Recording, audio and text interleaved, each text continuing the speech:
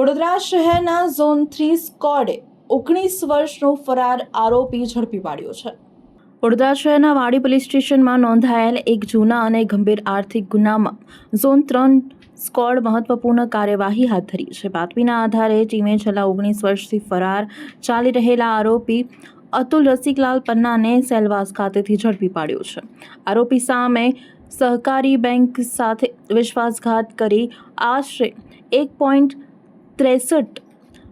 કરોડ રૂપિયાની છેતરપિંડી આચર્યાનો આરોપ છે। ગુનો નોંધાયા બાદથી આરોપી કાયદાની પકડથી દૂર રહ્યો હતો। જો કે ઝોન 3 સ્ક્વોડની ચોક્કસ માહિતી અને સતત દેખરેખના કારણે તેને શોધી કાઢવામાં સફળતા મળી હતી। પોલીસે આરોપીની અટકાયત કરી વધુ કાયદેસરની કાર્યવાહી માટે તેને વાડી પોલીસ સ્ટેશનને સોંપવામાં આવ્યો છે।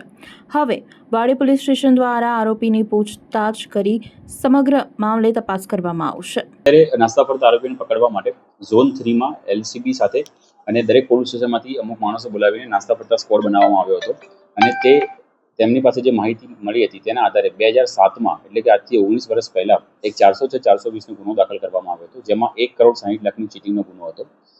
તપાસ કરતા ઊંડાણપૂર્વક તપાસ કરતા તે આરોપી અત્યારે હાલમાં વાપીમાં હોવાનું અને કોઈ કંપનીમાં કામ કરતો હોવાનું ધ્યાને આવતા ત્યાં ટીમ મોકલવામાં આવી અને ટીમને સફળતા મળી અને તે આરોપી પકડાઈ ગયેલ છે અને અત્યારે એને વાડી પોલીસ સ્ટેશનમાં તપાસ કરનાર અધિકારીને સોંપવામાં આવેલ છે।